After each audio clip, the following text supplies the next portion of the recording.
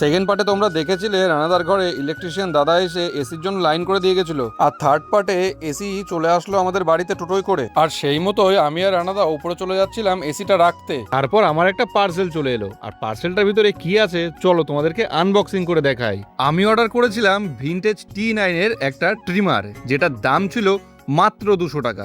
এটার সাথে দিয়েছিল 4টে ক্লিপ, একটা চার্জিং কেবল, একটা ছোট অয়েল ও একটা ছোট্ট ব্রাশ।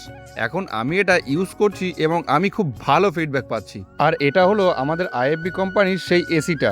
এখন আনবক্সিং করা হলো, আর তারপর এসিটার একটা পয়েন্ট খুলে নেওয়া হলো। তারপর দেওয়ালে আরেকবার ড্রিল করে নেওয়া হলো এসির অ্যাঙ্গেলটা লাগানোর জন্য। আর এটা হলো এসির ফ্যানটা, যেটা কোথায় লাগানো হয় এবার সেটাই দেখার পালা। দেওয়ালে এসি সেট করা এখানে একদম কমপ্লিট। আর এটা হলো এসি ফ্যানের গ্যাস পাইপ, বাইরে মইটা সেট করে নেওয়া হয়েছে উপরে ওঠার জন্য। এসির এই ফ্যানটা উপরে তোলার জন্য আমি আর আমার জ্যাঠা এসি ফ্যানের দড়ি বেঁধে নিলাম।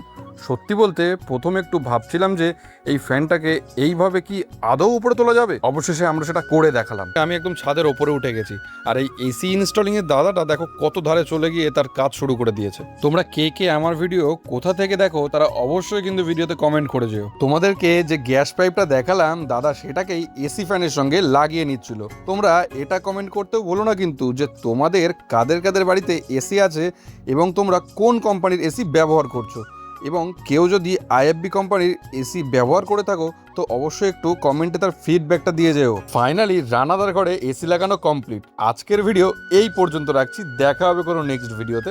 এখন টাটা।